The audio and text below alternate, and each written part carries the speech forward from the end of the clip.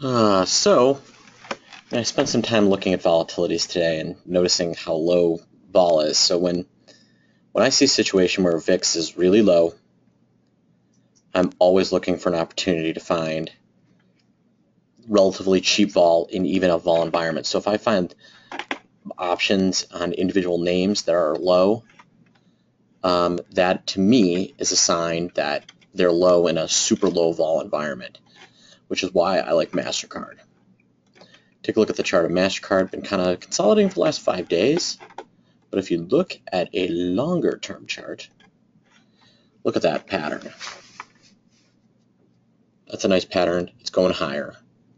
I think it's going decently higher. So we've got just dirt cheap vol.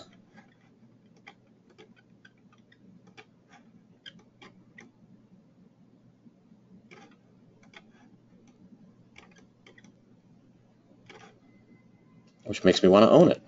And that's a name that I think is going higher.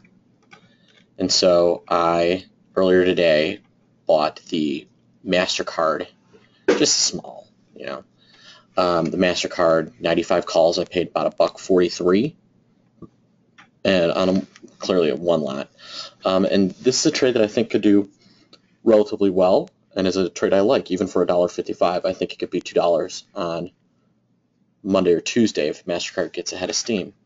In other news, I had done a JP Morgan trade a couple of weeks ago, and I closed that one out.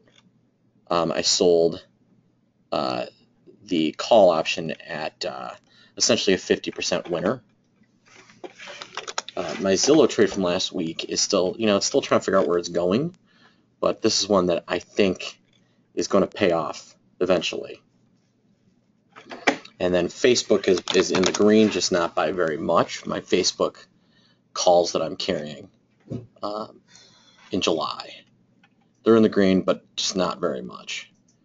So these are ones that I'm going to give a little more time to. But that's it.